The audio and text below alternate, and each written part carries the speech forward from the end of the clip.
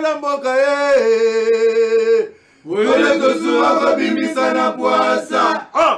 Ba député to votaki bazo salarien. Bazo salarien. Tokende la funa bazo salarien. Bazo salarien. Komo tolega na mwamba bazo salarien. Bazo salarien. Tokende lukunga bazo salarien. Bazo salarien. Babo kula dibembe bazo salarien. Bazo salarien. Ato tonga na changu bazo salarien. Bazo salarien. Bazo salarien. Bazo salarien. Bazo salarien. Bazo salarien. Bazo salarien. Bazo salarien. Merci beaucoup. Na pesi mbote na bande konyonso comme d'habitude. Batu nyonso bandimelaka yesu okola mokonzi po mebikisi na pie bino nyonso mbote batu bolanda biso na YouTube, batu bolanda biso na Kinshasa, bolanda biso partout dans le monde. Tikete nzambe na lola za na bino elongo, apambola bino za na bino elongo. Na kobanda et bon, en fait émission lelo na zo dédié ngo pa ya une dame, ma femme, mon épouse que j'aime beaucoup, Nancy Odiatosua, je t'aime. Batumusou baloba basi na bona TV. Ata invité to yambia ta comme moi sina baloba oh non tu sais vous menga. Baloba ngo parce que c'est ma femme, mon épouse, combattu jamais abattu. Beaucoup me s'appelle basi na bino zape le coup. Pourtant yindara. Ta mo sa mukeba. Yi wana la na mobile ni simasima. Hein? Ta la maman Marthe, tango Mobutu na ba Kabila ba ba théoriser papa Tshisekedi. Maman Marthe tout si mobile na. Alors, biso pe bana na bango, to pe ça peut valer na basi na biso, et c'est quand même une bonne chose. Merci, je salue aussi mes enfants. Na pesi bana nyonso ya Congo. Bana nyonso borphelin, borpheline nyonso ya Congo na pesi mnombote. Ponga pe na orphelin de père. Maman na ngateka mapa na masina. Na pesi pe mbote mama Rose. OK, ngana lo bana ya solo. Très bien, merci. Nazana Sengo mingi quand je suis avec vous pour te lever la Congo. Congo. Je suis congolais, je le resterai.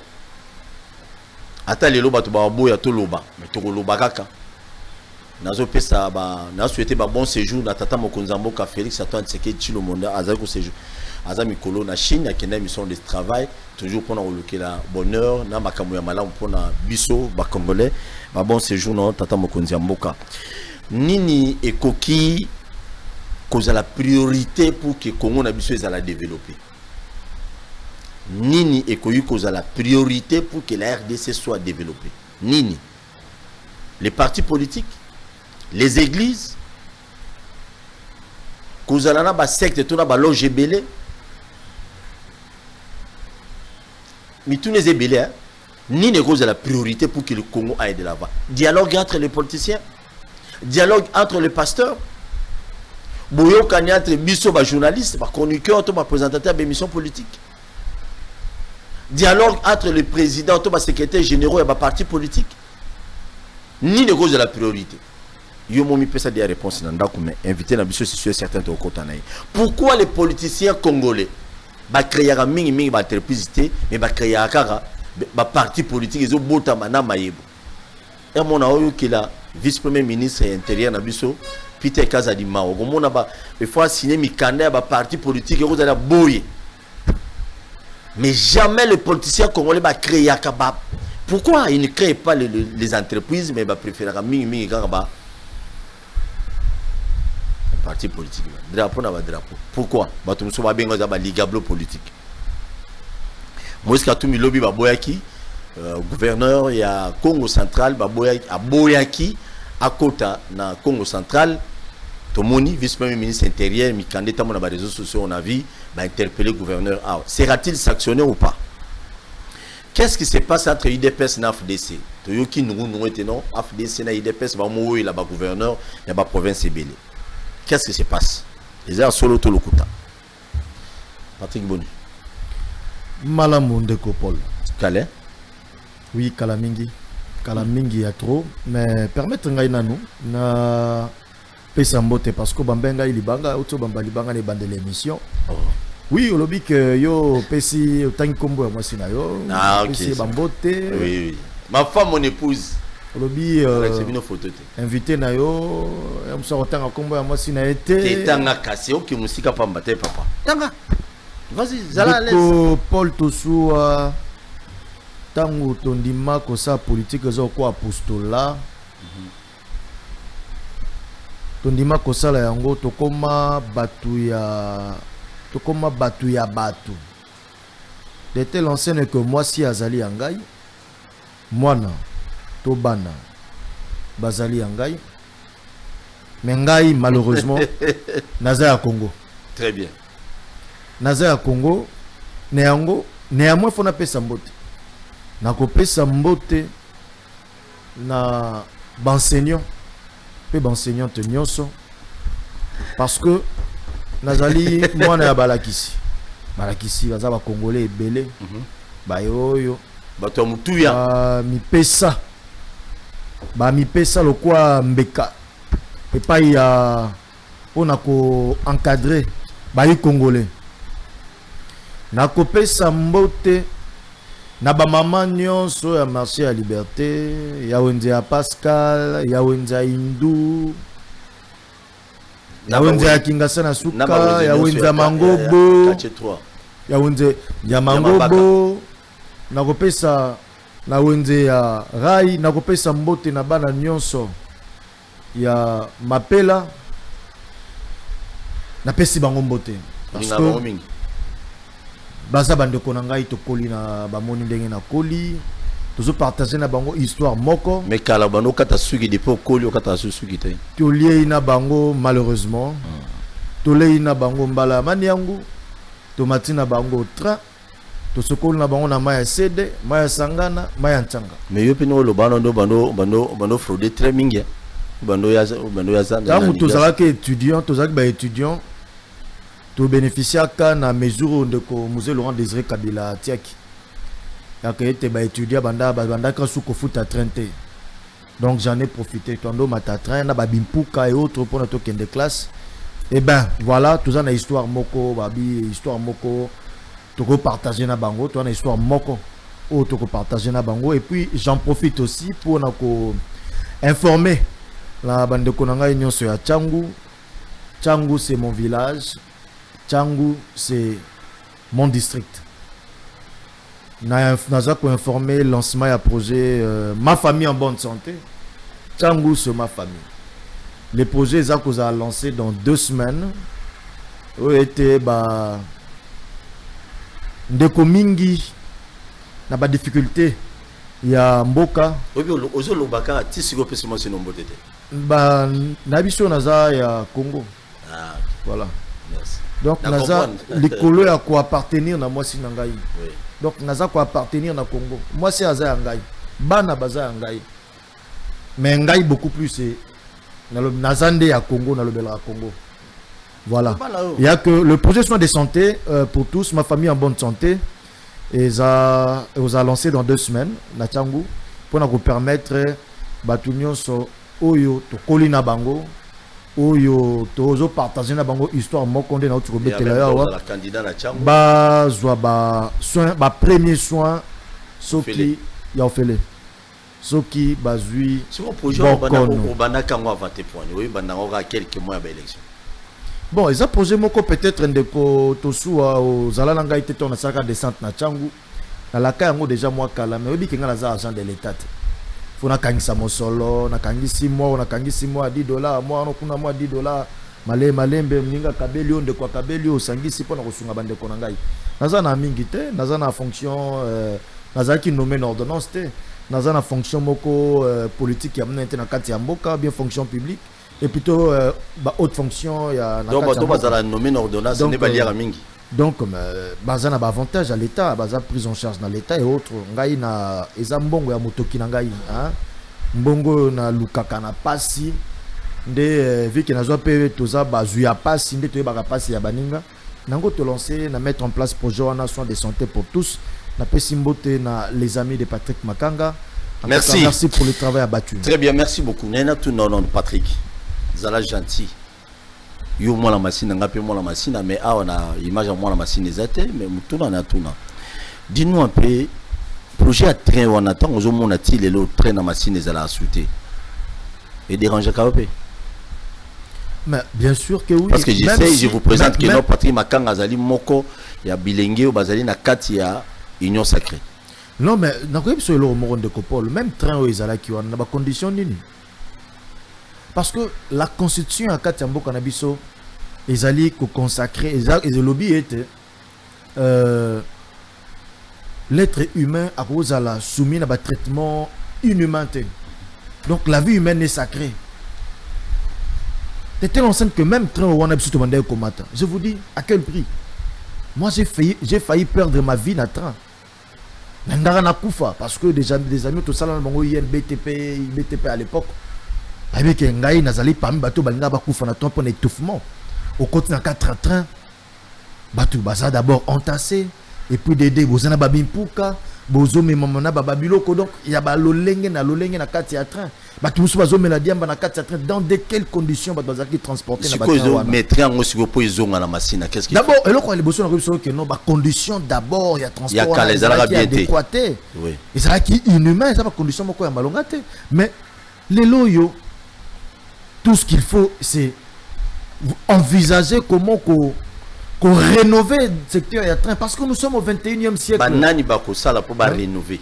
Mais nous avons un système, nous avons un exécutif provincial où ils ont l'attribution naïe. Il y a comme un peu parce qu'on a morning de Ngobila. Gentini Ngobila qui malheureusement va poser un ming ezako échoué ezako simbate, je ne sais pas pourquoi. Où on de Ngobila lancer qui projet moi pour la réhabilitation il y a train voie ferrée au niveau urbain mais je ne sais pas où est-ce que nous en sommes avec ce projet non ba Miko Mizali Koya na ko luka un peu ko approcher malheureusement de Congo bila pa taboluki ndenge nos informations ko zo angote sont mon conseil que nous fustigeons des fois pas des amis c'est de vouloir gérer la province na opacité moko boy à outrance de telle enseigne que on n'a pas suffisamment d'informations. Des fois, il faut la propriété. Non, de Copol Tosoua. Gestion à Mboka, il faut. Mon gestion à choses publiques, il faut bon l'ongolais, on a maïman sur les alliés, en cointance et autres. Tozali na état wabengi, na tozana démocratie, au peuple azali souverain. Peuple souverain, azala besoin d'ande konaote, azala moi naote, azala master naote, au melana bien, au melana eboki, au melana tout cet état d'histoire, bablo on sous trop tangate. Peuple ça souverain, peuple azana droit et puis biso tozali parmi ma population, on est des leaders d'opinion. Nous avons droit à rendre des comptes. Nous avons droit à nous avons plutôt le devoir. Il y a qu'à expliquer bâtiment mazali mais nazo batang nazo ko expliquer on de ko. Donc Gobilande muta pêcher que très wana zonga na ngono. Ko bango bilaza pour empêcher c'est trop dur. Nabi était de Congo Bila doit nous expliquer na projet oyo à lancer qui pour na ba réhabilitation à ba voie ferrée na niveau il y a dans les milieux urbains. Tout ça cause la projet on a parce que la population était impatiente. Très bien. Mais néanmoins, on sent que sous d'autres cieux net par exemple dans ma province on voit que non le gouvernement central d'une manière générale tout le monde qui on a commandé du côté Kassai wagon yasika ya train on a que congolais batamba même on va condition à malam. Merci. Qu'est-ce qui se passe entre UDPS na AFDC parce que toujours kaki il semblerait boulou que zali bozo la gouverneur na ba province ebele. C'est vrai, c'est faux. Ce qui est vrai, Busso AFDC allié tout le les côté parce que tous les locaux où est la terre. Et telle enseigne que les élections il y a 2018, malgré controversé, tout le bango peut continuer à le parce que bavon a Busso Ming ezalaki privé. Mais namuke oyo ndeko qu'on est nanga andimaki apesa biso tozwa o na muke wa tikela kibiso parce que apesa kibiso te tozwa ki yango zaki peuple nda apesa kibiso yango na muke o tozwa ki o etikala ki abiso wana et ça là qui était tozwa ba poste ya ba gouverneur tozwa ba poste ya ba gouverneur ba vice gouverneur ainsi de suite. Vous voyez un peu de telle enseigne que il y a des provinces qui étaient dirigées par l'AFDC allié, entre autres provinces il y a Sud Kivu.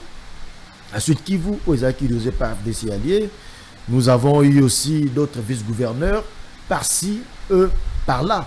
Mais nous avons vu avec le temps qu'il y a certains comportements que nous qualifions peu orthodoxes. Des gens à vouloir nous faire du mal pour soit, je ne sais pas, pour nous pousser à la faute. Ben non, voilà, FDC est allé se prononcer en faveur de Mokonzi Amboka. Voilà, les loyaux a se déclaré à PC à vie contraire pendant que Alobaï a soutenu Mokonzi Amboka. Les gens peut-être aimeraient nous pousser dans ça, mais moi je vais vous dire des cas précis, entre autres. Les cas, par exemple, la Sud Kivu. La Sud Kivu, Ndeko Teongwa Bidje. Ndeko Teongwa Bidje, Assemblée provinciale. Il y a Sud Kivu. Population à Sud Kivu, Balingi était. Motion à défiance contre Ndeko Teongwa Bidje. Bah, élu à niveau de la province, bah, ça qu'on représentait volonté de la population. À niveau de la province, bah, désavoué gouverneur. De côté Ngwabidje sur base, il y a motion de défiance contre eux. Alors, vous voulez maintenant, les gens vous laissent que Bissoto naviguer à contre-courant, la population, a toujours comporté Bissot. Parce que la force que nous avons aujourd'hui, sur le plan politique, nous devons cette force, n'est-ce pas, la population à voter qui Bissot. Maintenant, Bissot, qu'on surtout se mettre, naviguer à contre-courant, n'a pas désidérata, la population. Non, nous avions à son temps désavoué des masses nyoso. Il y a de côté Ngwabidje à vouloir poignarder la démocratie qui doit régner. Aux autant comme moi, Naza appartenu. De côté Ngwabidje, il y a biso couture. À Balukele Bino. Biso to ebisa qui est de côté Ngwabidje. Nous n'allons pas te soutenir en mal. Nous, biso to zalaka. Nous allons gérer ma baie. To zalaka, non, ça vient pas de nous, ça vient d'ailleurs du Sud Kivu. De la population, ça vient des élus. Provinciaux. Nous avons dit biso tozali réserve, tozali abri. Il y a bateau bazo sala makoma beto. Oui, DPS ma bende. De côté on va budget tant ou batindeli IGF, surtout que peut-être une série prochaine à malversation financière. Tant ou batindeli IGF de côté on va budget mbango to adhérer na kata de pèse. Oh, te bandela, bandele lokona. Bato ba ki bien te. De côté on va budget. Gouverneur à Sud Kivu. Biso to ebisi. FDC allié et qui cause à la réserve, il y a bateau au bazar qui travaille à contre-courant, on a battu ta population T. Quelques temps après, IGF a quoi à Kata Salinini à quoi tant que IGF est quitté la province à Sud qui vous de côté on va bien t'aller non FDC kundi ma basalité n'angaïté FDC ebisi ngai clairement que bazar parti prenant T na mayonga na osala ya mabe de côté ngwa bija kialu aluka bata manakata UDPS. À qui quoi adhérer à UDPS, à commis cadre à UDPS. Oublions même que siège il y a Joaquin et il y a UDPS. Maintenant, quelques bateaux à UDPS se disent maintenant non. Vu que FDC est allié avec son autorité, moi, le professeur Modeste Sebatou, le coup, d'accord avec tout le monde, j'étais c'est que va combattre à UDPS. Nous, on s'est dit, mais nous, on va combattre UDPS sur base de quoi? Donc, Ngwabidje a adhéré à la UDPS. D'ailleurs, les lois m'ont dit sur le nom de l'intérim, il y a Ngwabidje Ezali, gouverneur, il y a UNT. Gouverneur, ça intérim, il y a Ngwabidje. Azali UNT. Kolongwa Ngwabidje, nous on va combattre l'UDPS sur base de quoi? Merci. Parce que ça ne nous profite même pas. Très bien, merci. Ça profiter de bisoté. Donc, moi je pense que les gens ont tendance à vouloir nous pousser à l'extrême. Tout ça quand même battu. Hein? Mais ils ont comportement quoi malamouté parce que ils ont aidé cohésion dans la famille politique dans l'union sacrée. Très bien. Merci beaucoup. Hier, Moïse Katumbi, à l'Inga Kende Congo central, et Sali Kenon, gouverneur à Pessit, Moutine de Kenon, a codaté, peut-être pour troubler l'ordre public. Du coup, vice-premier ministre intérieur, Barimel Goudou Zalagi, il a un téléphone de Bando Lekate. Vice-premier ministre Peter Kazadjabengisi Awa, sera-t-il sanctionné ou pas? Avant la commande de Copol Toussoua, c'est ridicule et honteux. Imaginez vous un audio qui circule dans les réseaux sociaux. Il y a un ancien procureur, il y a Maniema. Il est d'accord que Panza audio naïe et puis il insinue qu'il dit clairement que renversa qui gouverneur Yamaniema na vice-gouverneur ou baboy vice-gouverneur à ça l'intérim parce que vice-gouverneur c'est FDC hein FTC baboy c'est intérim renversa qui sur ordre ou bandé ko utana UDPS oza ko utana kata UDPS procureur ya Maniema. Imaginez-vous un peu ces genres de propos, ces genres d'allégations, n'est-ce pas là ternir notre famille politique? Mais non, ces allégations prouvent noir sur blanc comme si c'est l'UDPS qui est un problème avec l'AFDC. C'est ce qui se justifie aussi sur le fait que certains cadres de l'UDPS, tout le monde au couteau, que certains niveau prison, il y a prison à Sénat, se permettent même de se faire filmer dans un clos. Il y a Parlement pour insulter, je dis bien insulter le président du Sénat. Et il y a une dame qui prend son temps dans les médias. Il a pris tout son temps à se filmer. Une dame reconnue n'a un civisme à outrance. Elle se filme pour insulter qui? Le président du Sénat. Mais non, ces gens de faits-là, c'est ce qui pose confiance que non, c'est l'UDPS peut-être qui en veut. Moïse Katumbi. Professeur Modé Sebatou, le Kwebo. Oh là là. Donc, pour le dossier de M. Moïse Katumbi, pour moi, des fois, ça me dépasse. Ça me dépasse, pourquoi? Parce qu'on veut faire... On veut faire d'un crapaud éléphant.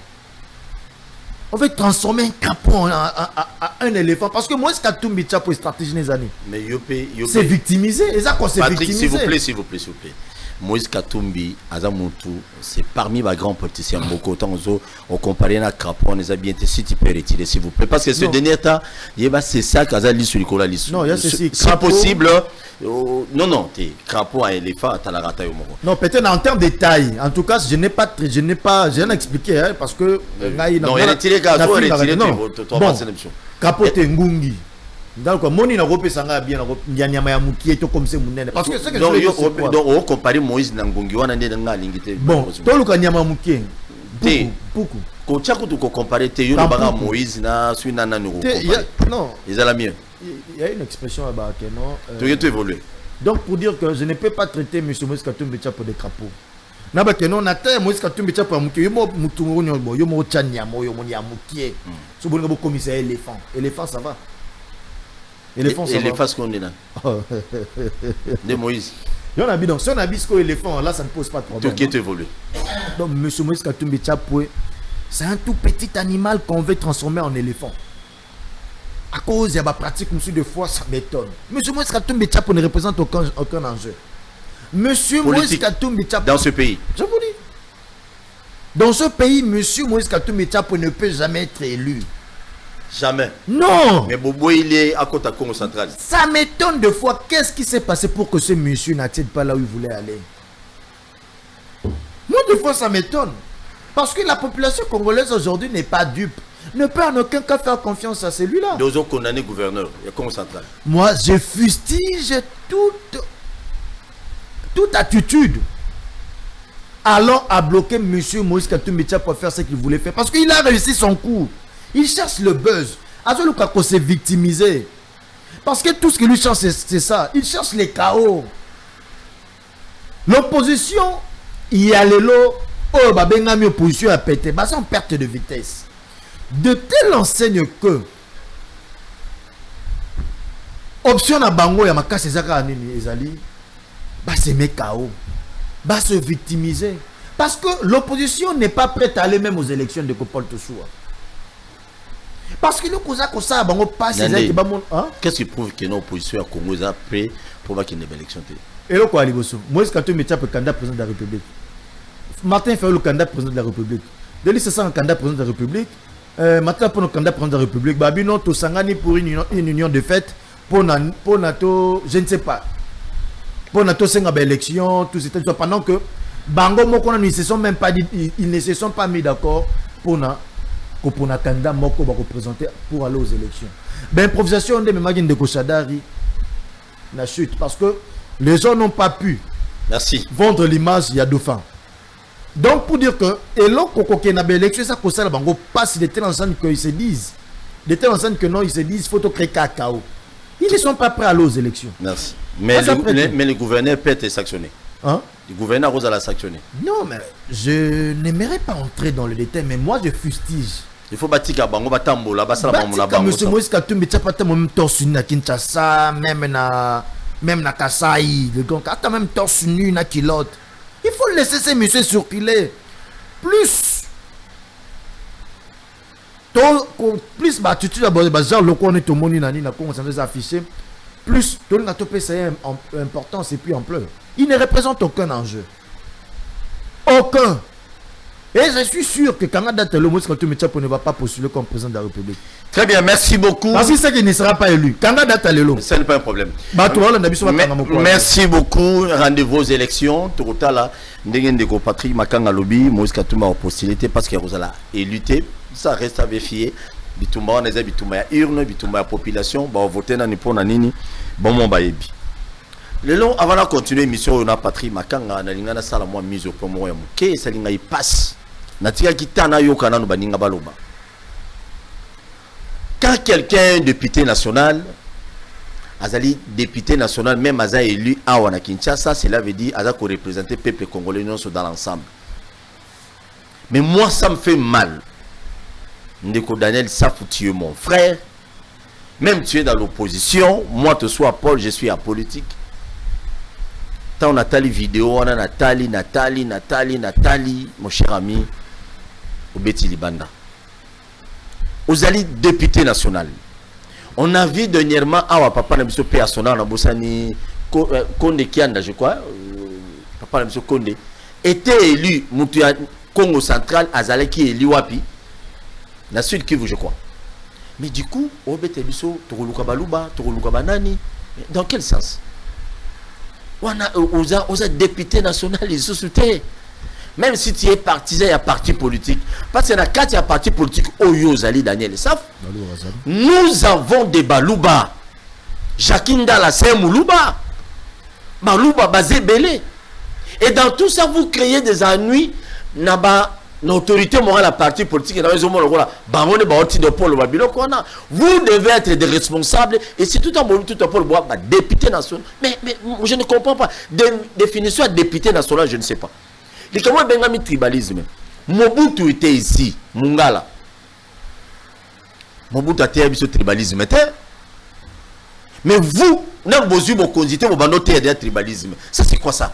Donc une fois Moïse Katumbi, président de ce pays, donc ça montre déjà que non Balouba va la souter. Tous les Kassaïens, espace Kassaïens, c'est souter. Et des fois Moïse Katumbi a eu beaucoup de temps à mais ça c'est normal. Et c'est regrettable déjà des choses. Un député national, lui-même il nous prêche déjà le tribalisme. Mais en ce moment, non, Balouba, non. Mais ce qui est régime, il va nommer Batou. Et c'est un problème, tiens. Quand on a vu Kabila au pouvoir ici, bien Kabila Tchagi Batou Nyonso, est-ce que ça a eu problème? Mais quand tu dis ça, mon cher ami député national, cher honorable, je suis vraiment désolé. Je le parle comme un Congolais, avec passe dans mon thème. Donc, moi, comme ma femme Azali Moulouba, cela veut dire Moukolo, Anabino Bozo Bokonzi, donc Boulukana Moulouba, et moi, Sinanga Ibo Salemabe. Non. On a une définition, on a une comprendre quand même. Vraiment, Daniel Saf, avec beaucoup de respect que je vous dois comme député national, au Betili Banda, Banam Kili Banda. Un député national ne peut jamais avoir de propos pareils. Daniel Saf, Senga Balouba non pardon. Senga, même à Tessiro Sogo Batamiso aux Zawab, demande à tous les Balouba pardon. Parce que ce qui, problème, moi, quand il y a Kassai Kuna, Batio la commission, Bassala na Samuel, Sono Batinyo au Kinete. Non, Daniel Saf, tu es à l'au-delà. Ok, vraiment au-delà. Mais Peter Tsani dans l'émission, retiré, mais tu refuses. Autre Loura Balouba nous soit Mibali. Est-ce que tu comprends ça vraiment? On se capitalise politiquement? Non, je ne sais pas, mais je demandais quand même à Moïse Katumbi d'être sanctionné. Moïse est sanctionné, et vous allez bien. Très bien. Ni ne kui la priorité pour le développement du Congo. Parce que le développement du Congo, tout le monde va payer belé, les gens vont payer soit Mickey, Afrique, on a développement normal. Donc, le président Oyaye, Aleki, mais le développement des vendeurs un peu partout. Dans le Nigeria, courant des Zati dans le village. Les Zati dans le village. Mais pourquoi pas chez nous? Ni ne ko salake développement et ko tanambo kanabiso ou cause la priorité par exemple pour le développement. Élection, Assemblée nationale, Sénat, bon, le service de sécurité tout chat. Ni ne ko sala. Beta biloko. Zala l'aise, beta biloko. De Paul Toussoua, pour le développement, il y a un bon cannabiso, tous on a besoin d'élection T. Donc nous en priorité Ezali infrastructure de base entre autres la route nous avons besoin de routes. Parce que la configuration de notre pays donne la situation telle que nous sommes un pays semi-enclavé malgré tout ce que nous avons comme potentiel. De telle enseigne que même les 80 millions de terres arables que nous avons ne sauront être exploités en bon escient que ceux qui tozana banzela ou ils relier différents coins.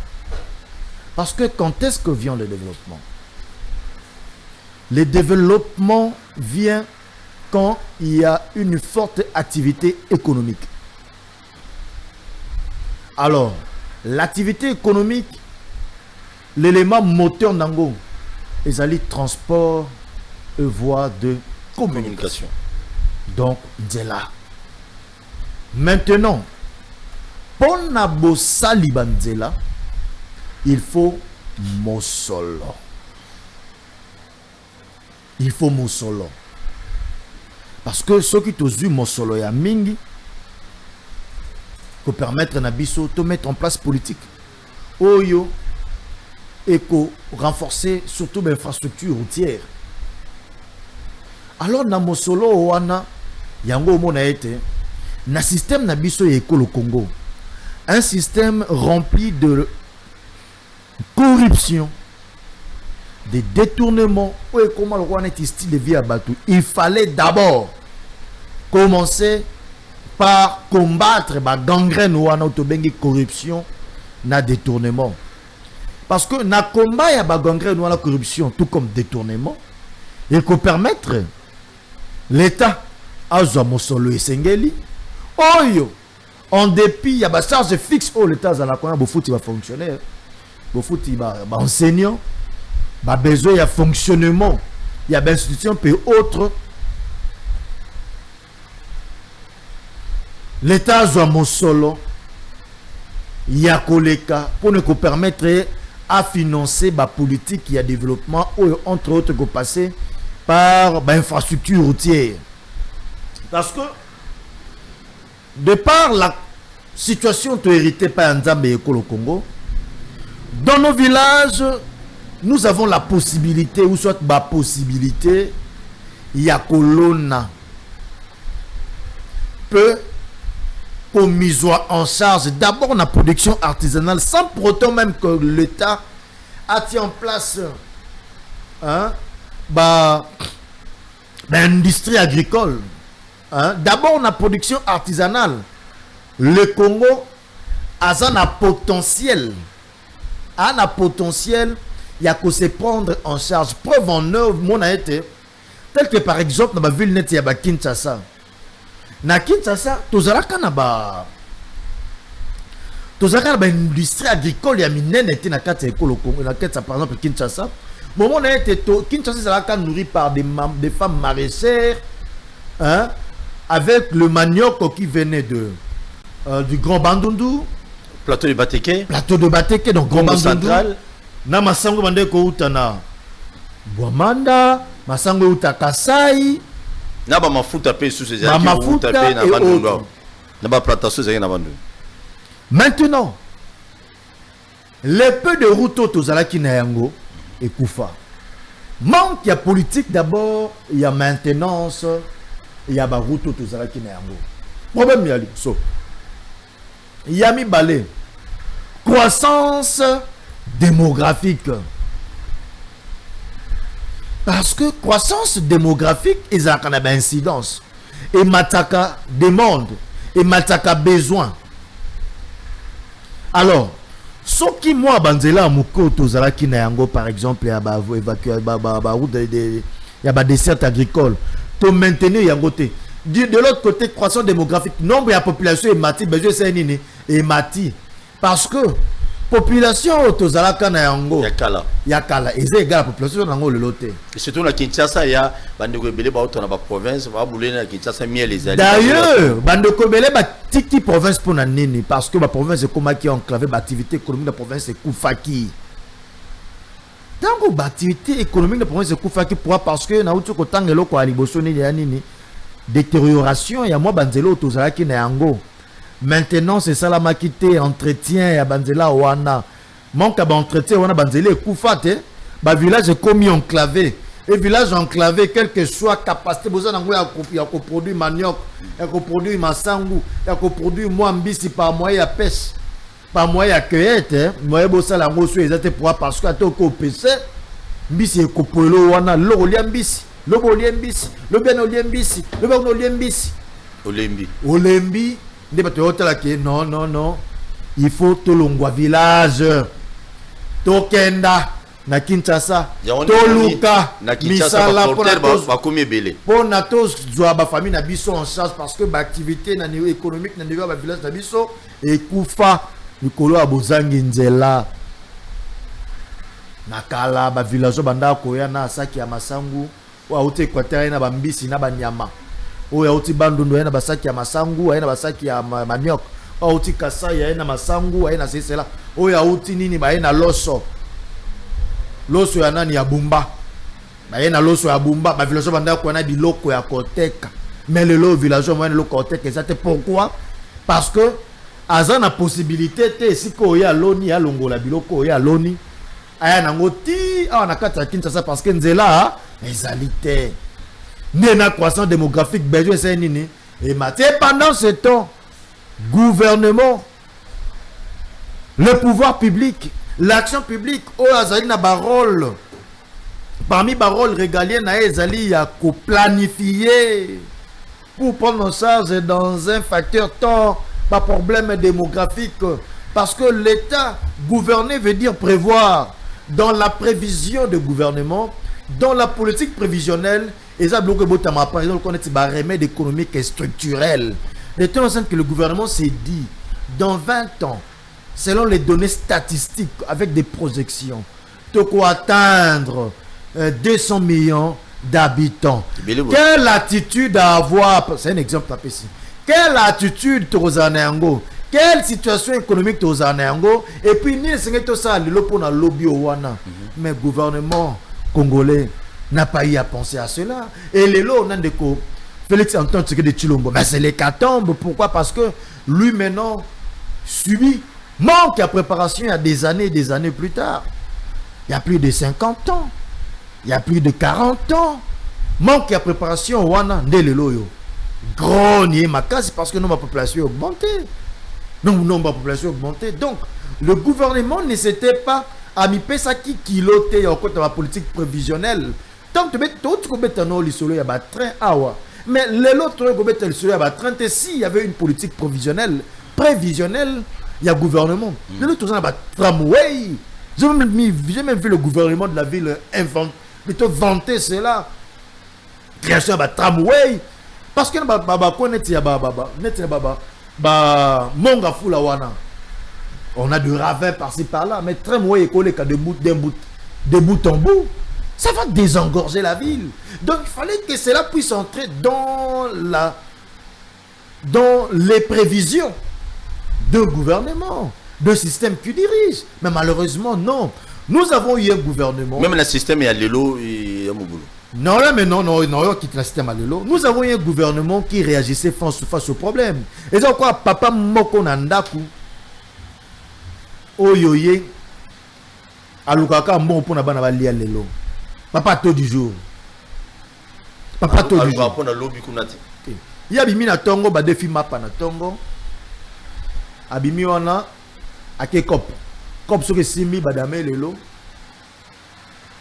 lobi so abandeli même procédure mais non bano wana hein lobi na bango ozandeni oh il faut penser na épargne, faut penser que bano barokola, faut penser que lana mwasi na ndaku tozanda possibilité za ya ko baksa nombre ya bana ndenge ni tokozala ton bana bakoma ebele ndenge ni tokozala tangu bana bakokola bakokota kela c'est autre. Et maintenant gouvernement congolais banda ko se comporter ka papa moko ye musane ezali azobota makenda ko luka na to du jour ce qui compensate bana basani ni balali nzala. Mais gouvernement ya solo gouvernement oyo azali na souci à population azali ko papa moko boaza soki abimi a eu $20. Ali $10, a bombi $10. Bah $10 à bon on a épargne on est à $10. À côté en place bah projet par exemple bon ngai vu que na musala te autre. Il faut to lona bilange sika songolo. Il faut to fungola ligablo. Il faut to tia boye pona tangu trop comme on a ba mi balemi satu. Biloko ba unité de production to sali ndeko zwa en charge bana wana nyonso. Mais malheureusement, cela n'a pas été le cas pour nous. Raison pour laquelle l'économie, il y a deux remèdes. Remède conjoncturel, et remède structurel. Remède conjoncturel, les solutions que vous trouvez à l'immédiat. C'est bien, mais ce n'est pas ça. Un gouvernement qui a basé pour trouver une solution à l'immédiat. Très bien. Mais il faut mettre en place des programmes prévisionnels. Entre autres, il y a un gouvernement à Tshisekedi. Il y a un chef de Félix Tshisekedi de Chilombo. Je vous ai parlé d'un projet, par exemple, de développement 145 territoires. Ce sont des projets où on remet des prévisionnels donc, qui durent dans le temps, on remet des économiques structurelles. De telle enseigne que si, étant donné que c'est prévu, la réhabilitation de 30 000 km de routes, de dessertes agricoles, ça veut dire que ça va donner vie dans nos villages, nos territoires. Quand ça va donner vie, nos villages vont redevenir attrayants. Et comme on a été même biso l'autre là, tu vas veste, tu vas costume. Toujours dans nos villages, parce qu'on a nos villages, on a des terres, on a des eaux dans nos villages. Donc zonga parce que nous sommes dans le village, na loni masangu, na loni fufu, na côté kana salimbongo. Ba villageois mingi avec l'arrivée à canal plus et autres. Ba rolingami ko vana dans nos villages, il faut beau vivre parce que l'air est frais. Donc voilà au moins, nous avons eu un chef de l'État qui est venu trouver un chaos. C'est Joseph Kabila. Chaos, Joseph Kabila. Non, l'actuel chef d'État Félix. Ah, ok. Désolé. Un chaos sur le plan économique. Namo Monsolaza kozwa na assainissement et gestion financière. Assainissement et gestion financière à Kati Mboka, il y a circuit, il y a des dépenses à Mboka, dans l'aide de IGF. Il y a des mécanismes pour décourager la corruption et le détournement. Moi, mon solo, je vais injecter une politique prévisionnelle qui dure dans le temps et pour permettre même après 2028. Au moins, il y a une action qui avait commencé à un point A et qui a continué. Pourquoi pas innover à côté comme merci beaucoup. Ce sont des choses.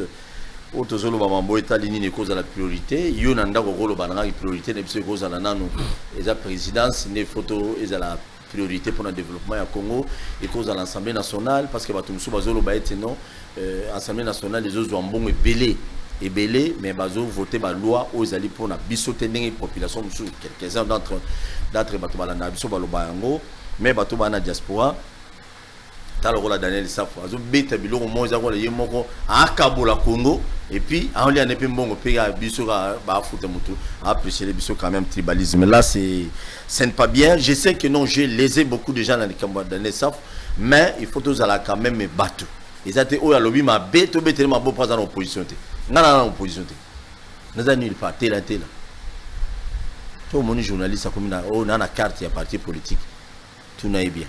Ah, ce journaliste, comment animateur la partie. Très bien. Développement Congo, problème, c'est belé. Si on a moins de 145 territoires et Banda. Bien sûr. 145 territoires et Banda déjà. Bien sûr. Ah, on a quand même journaliste à mener, on a tout ma piège. Dans la piège était pour rassurer que 145 territoires déjà Banda. Des Banda. Banzela déjà Banda. Et Banda. Banzela Banda déjà. Banda déjà. Banda ba école bazotonga ba centre de santé tout ça hôpitaux donc micro toujours assisté na ba inauguration il est tellement belé que na ba aéroport et bandit tellement belé que voilà. Non, je vous ai dit la priorité c'est dans le domaine des infrastructures. D'abord pour développer notre pays il faut des routes. Ok, merci. La priorité, il faut des routes. Des routes. Parce que après étape, les gens perdent. Et après étape, il faut toujours les mécanismes de contrôle. Parce que c'est ça la priorité. Après étape, il y a la route maintenant. Le gouvernement peut créer en place, tel que l'explique la loi, proposé par le président du Sénat, professeur Modeste Batou Lukwebo, sur modifiant la loi, le régime sur le régime de base sur l'agriculture dans le écoles au Congo. Il a même demandé au gouvernement de mettre en place, des banques agricoles. Vous voyez, à mettre en loi wana, je pense que ça sera bientôt promulgué parce que déjà les cas qui n'a lecture nango ya souka après à qui répondre sénateur en avril avril là, il a déjà répondu au sénateur à préoccupation du sénateur. Dans cette loi, donc le professeur Modeste Batou Lukwebo a proposé à ce qu'on puisse même mettre en place des banques agricoles parce que la plupart des Congolais tout promis à capitaux. On a un problème, il y a banque agricole, il y a l'État fort. Oui, bien sûr. Politiciens, maintenant, les fonctionnements de la banque agricole, l'État subventionne et va créer des redevances pour le fonctionnement de la banque agricole. On peut créer des redevances dans le secteur pour faire fonctionner. D'ailleurs, c'est ça même la loi proposée par le président du Sénat, professeur Modeste Batou Lukwebo.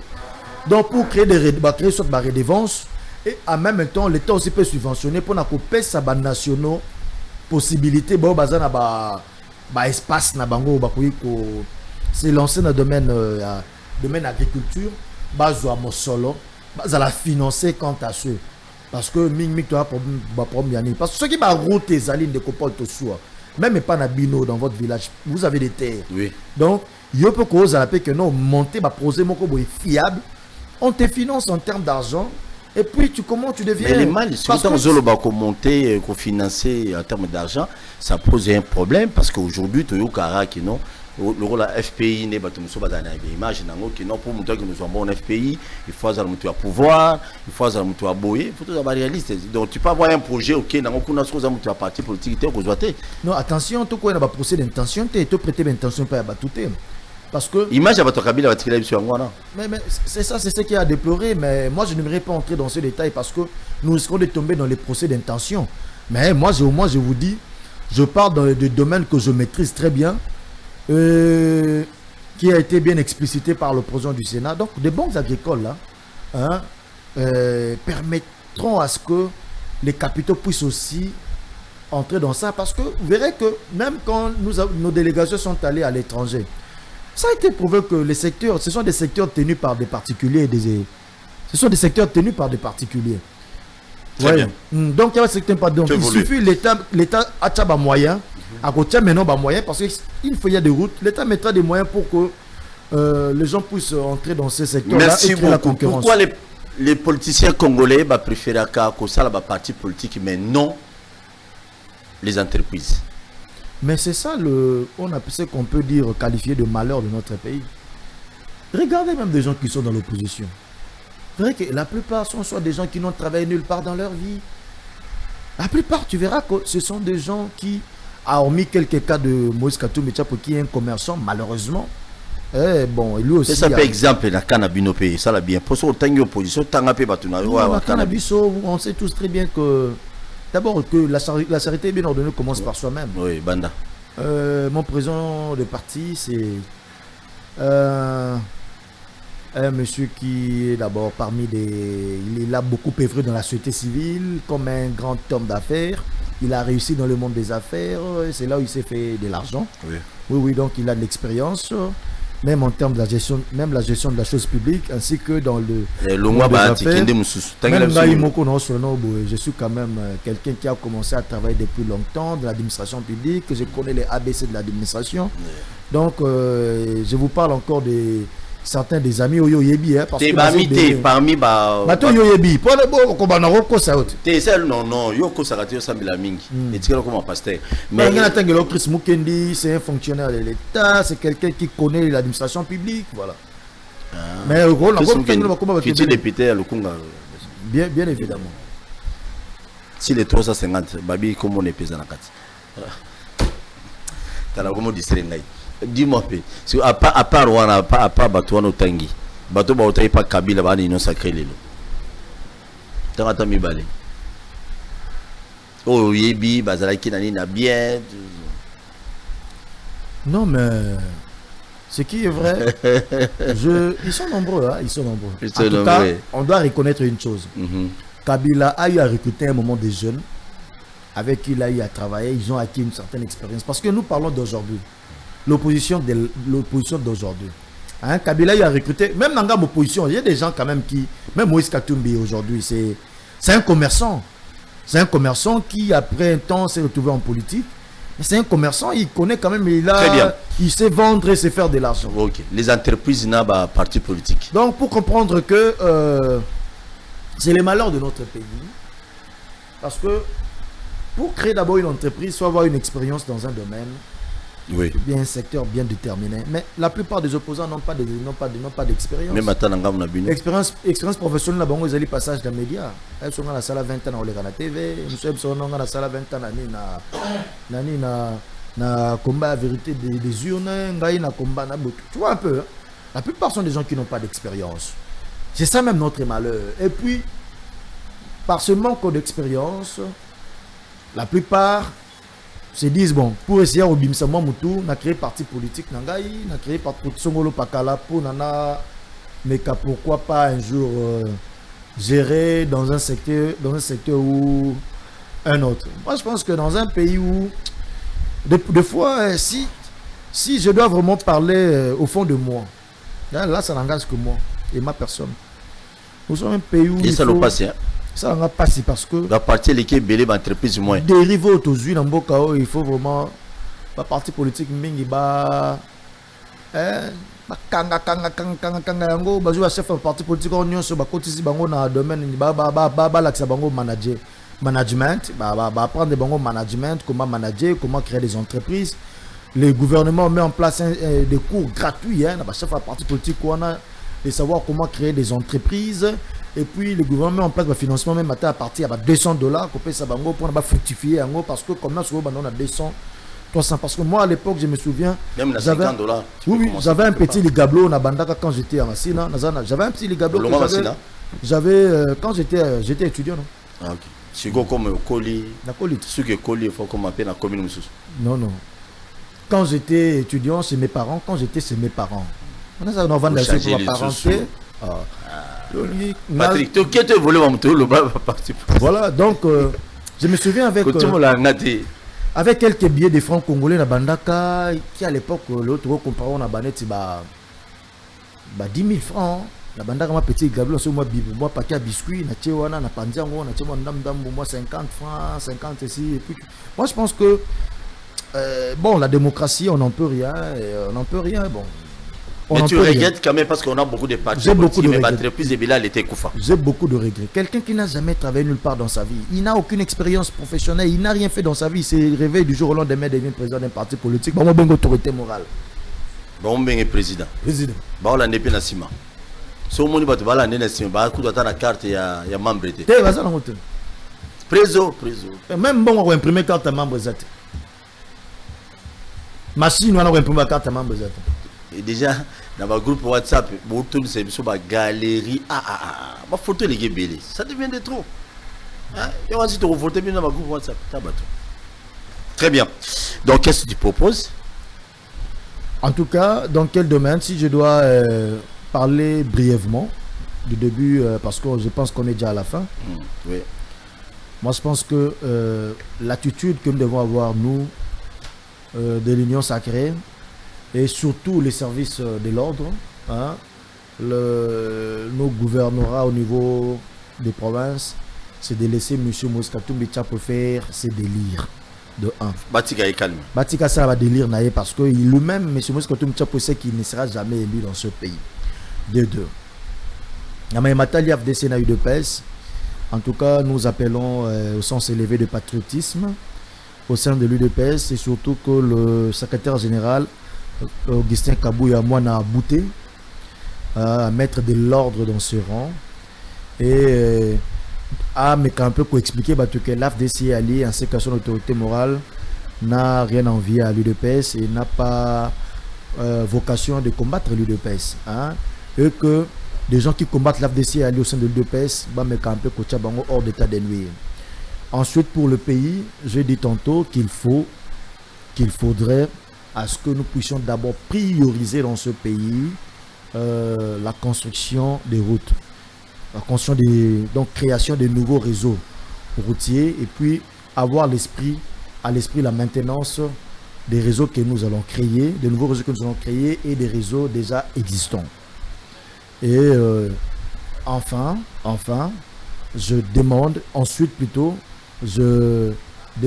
que l'Assemblée nationale puisse procéder rapidement, s'approprier de la loi du professeur Modeste Batuluko, président du Sénat, pour que cela puisse donner un peu vie dans le secteur de l'agriculture, parce que les réformes et Marsakana bas texte. Enfin, pour le parti politique, je dis que il faudrait, la démocratie, on est en démocratie, on n'en peut rien, mais néanmoins la population doit ouvrir l'œil, de ne pas céder au raconteur des gens qui n'ont d'ailleurs jusqu'à présent même aucune offre à proposer à la population. La population doit être beaucoup plus regardée. Et ça, je le sais parce que cycle électoraux, déjà te connaître dans Katambo Kanabiso, la population a déjà acquis une certaine maturité. En peu opposition même mal à l'aise. Parce que et les loges, j'ai dit, c'était prévu, ça à setting, il à Yasseni, apparemment ça limité. Non, il faut comprendre, ils veulent les chaos. Non, on a compris leur jeu. On a compris leur jeu, ils veulent le chaos. Ils veulent le chaos et puis... c'est prévu pour ce jeudi. C'était prévu pour ce jeudi. Aujourd'hui, on est mercredi. Ouais. Ils veulent le chaos, on ne va pas prêter... Ils font te prêter béquille. Mais Nayoki, on dirait... L'opposition est en perte de vitesse. On dirait... Opposition, c'est en perte de vitesse. Opposition habite place à côté de l'actuel chef de l'État, malheureusement. Merci beaucoup. Merci de vous répondre à l'invitation. Merci beaucoup. Mais moi, je dirais, dans le deuxième sujet, je regrette fort. Malobona Loba et Kelara, problème, les gens interprètent ça mal. Je me pose des questions chaque fois du 1er au 30. Du matin au soir. Oleki na balabala nyonso ya Kinshasa okuta église ezali. Na bon c'est bino mikoa. Ilo ya raboya to mo regete na sima. Ba balabala nyonso ya Kinshasa be église ezali. Oke mikolo yo comme ba yebi ni nyonso sacré moi miel, moi soupe ezali, ba créer ba parti politique, na ba parti en diplomate, na ba parti zanga siège, na ba parti zanga ba militant, ba ye ba continue à union sacrée. Tandinga mabeti. Na tout na vice-premier ministre intérieur. Y a-t-il pas moyen de ça la suivi na ba parti politique on a ceux qui besoin respecter ba cahier de charge na bango. O ba koma qu'il faut ba sala. Ceux qui besoin sala ngo, c'est très capital. Que ça soit ma parti opposition tout ya pouvoir. Bolandi pesu na ba église. Bolandi na ba église. Botu na bango na ba cahier de charge na bango ya ba église. Nous avons ba église aminene awa tout ça. Ba mususu na ba cahier de charge na bango ba koma ba osala ba école, ba tonga ba école, ba osala ba orphelinat, ba osala boy, ba osala boy. Boko landela biso bango te botu na bango na aussi besoin respecter. Est-ce que c'est normal? Parce que makele les a mingi surtout pour l'église, l'État congolais gagnera nini pour l'église wana. So na tuni wana batu ba websanga non pas non na tuni. L'État congolais gagne quoi? À part ko kanga ba congolais na l'église na ba na tonti pourquoi? Et ce sont tous les pasteurs qui gagnent beaucoup plus que mutu a pesa qui autorisation. Les saluts. Ils gagnent les saluts. Les saluts au kanga moi ça batu ba na tongo mobile na ya longola ki la mba suité, salut ba na tonti pourquoi? Ça les saluts. Ndenge ba zota la boy ba loba ke moto na bango ebetio yango zo koka suité. Malheureusement non. Malheureusement non. Allez, bisono to lobela lo banzambe. Bakonzi mboka avec beaucoup de respect que je vous dois. Boulane lisura ba cahier de charge à ba parti politique parce que ça devient de trop. Comment un parti politique moutoyer non na sai parti politique na. Mais azata ba militant da dizité au baza fidèle ba membre effectif bazati. Vous les laissez comme ça bo PC mukanda akekuna ba aventure na ba aventure. Donc moutoyer bi que non pas au poste na beaucoup fois la président parti politique. Maintenant ça devient de trop. Et ce razui il ne travaillera jamais pour l'intérêt national. On travaille pour l'intérêt na yemo. Ogomo la poste moi monani yemo président na monu moko adhérer na FDC et aliawa na monu moko. Bachi administrateur quelque part et en même temps yemo poste moi monani yemo akei mususu apesi mo sinaye. Azana FDC ali. Ami yebi. Mais c'est honteux. Si on a la carte à parti politique, donc on a la parti politique, tirant des militants. Mais pourquoi le mot aux yeux poste mi balayé? Au PC moi sinon Moussala, au PC mi PC moi Moussala. Donc tu n'as pas la quoi ba rotika au pinda. Il nous paye. Et monsieur Silia. Monsieur Silia, ça bino pas cité na bi bo benga les autres so lobby. Non non, ça que j'ai dit est vrai, vérifiable. Beti bino biloko. Aussi pour tenga ya Congo yo. Na lo bango chaque jour za tata ya mutu te Congo za biso nyonso. Merci beaucoup Marc Moukibaï depuis hier, depuis mardi azali na prison centrale ya Makala.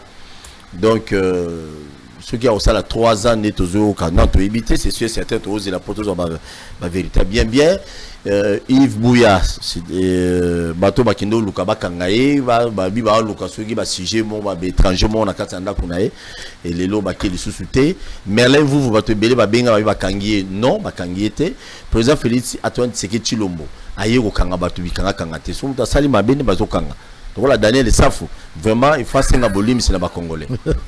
Je suis contre Daniel Safou. Bolimi sangai. Gamo sinanga mulube. OK. Et à bientôt petit kablo. Merci beaucoup. Merci te écouter la prochaine. Na Congo to telema to lobela mboka eh. Wole to suwa ka bimisa na poasa. Ba député to votaki bazo salarien. To kende na funa bazo salarien.